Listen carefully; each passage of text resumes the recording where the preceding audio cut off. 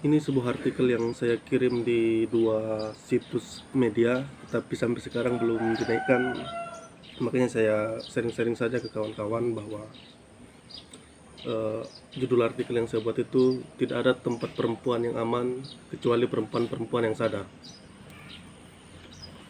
Seperti yang kita ketahui bersama, dalam konstruksi masyarakat patriarkal, tidak ada tempat perempuan yang aman kecuali perempuan-perempuan yang sadar. Itu adalah sebuah ungkapan terkhusus di Indonesia yang memandang perempuan itu sebelah mata dan memandang perempuan itu sebagai second class atau kelas nomor 2. Lebih mirisnya lagi kawan-kawan, perempuan yang banyak menjadi korban dalam hal tindak pidana kekerasan seksual. Bahkan lembaga pendidikan yang berlabel agama sekalipun harusnya menjadi wadah yang aman dan nyaman dalam menuntut ilmu. Akan tetapi, posisi perempuan masih terancam di tempat itu. Padahal, seperti yang kita ketahui bersama bahwa lembaga pendidikan memiliki peran yang begitu urgensi dalam tumbuh kembang masyarakat, yaitu sebagai wadah pemberi ilmu pengetahuan, guna meningkatkan kualitas seseorang sehingga dapat menjalani kehidupan bermasyarakat dengan lebih baik. Tetapi faktanya hari ini di beberapa daerah di Indonesia, lembaga pendidikan menjadi tempat terjadinya perbuatan yang tidak etis seperti yang saya sebutkan tadi itu, yakni pelecehan dan kekerasan seksual dan memakan korban puluhan. Mungkin kawan-kawan ingat pada tahun 2023 media digemparkan dengan kasus pelecehan seksual yang terjadi di dua pondok pesantren di Kabupaten Lombok Timur, Provinsi Nusa Tenggara Barat atau NTB. Kejadian yang begitu miris, barang tentu sudah korbannya itu perempuan, yaitu puluhan santriwati. Bahkan saya ikut juga mengawal itu, hearing dan sebagainya. Diduga korbannya itu sekitar 40 santriwati yang sudah dilecehkan, yang sudah digauli kawan-kawan. Pada tahun sebelumnya juga terjadi hal serupa. Pada tahun 2022 terjadi pelecehan seksual di salah satu ponpes di Kecamatan Pringgabaya, Kabupaten Lombok Timur.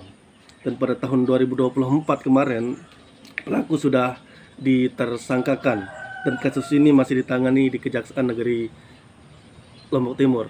Saya ikut juga ada yang bela oknum pimpinan lembaga ini yang melakukan pelecehan seksual, ada juga yang mendukung para korban ini. Selain itu di Pulau Jawa juga kasus-kasus yang senada seperti di Pulau Lombok tadi menggemparkan media jagat raya kawan-kawan.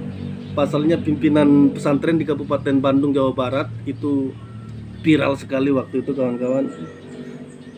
Pada tahun 2022 terjadi hal serupa, yakni kasus pemerkosaan 13 santriwati oleh Heri Wirawan selaku pimpinan pesantren dan menyebabkan 9 di antara mereka hamil dan melahirkan. Ini sangatlah miris. Kasus-kasus tersebut menggambarkan kondisi tidak ada tempat yang aman bagi perempuan, bahkan di lembaga pendidikan yang berlabel agama sekalipun kawan-kawan. Selain di lembaga pendidikan, di dunia kerja pun itu perempuan selalu mengalami ketimpangan. Dalam menjalani sebuah kehidupan menjadi seorang perempuan itu tidaklah gampang, apalagi jika perempuan itu juga bekerja di luar rumah. Mereka harus melakukan kerja ganda, yaitu kerja domestik di rumah dan bekerja di luar rumah. Mereka melakukan pekerjaan atau tugas domestik di dunia kerja memang benar adanya. Kesenjangan upah berdasarkan gender di Indonesia masih begitu tinggi, yakni sekitar 13%. Karena ketidakadilan itu, sejak dulu perempuan memperjuangkan perubahan, termasuk yang dilakukan oleh Kartini lewat tulisan-tulisannya, untuk menyuarakan protesnya terhadap ketidakadilan yang dilakukan seseorang diri di tengah kultur yang sangat feodal atau patriarkal tadi kawan-kawan. Sekarang Undang-Undang Dasar 1945 sudah menjamin kesamaan hak bagi setiap orang untuk berpartisipasi dalam kehidupan berpolitik. Kendati demikian, keterwakilan perempuan di lembaga politik masih terbilang rendah.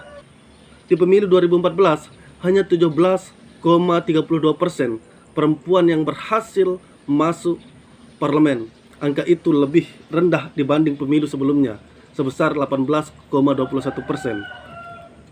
Berdasarkan hasil pemilu 2019, keterwakilan perempuan di lembaga legislatif nasional atau DPR RI berada pada angka 20,8%, atau anggota legislatif perempuan dari 575 anggota DPR RI, persentase keterwakilan perempuan tersebut masih di bawah angka persyaratan 30%.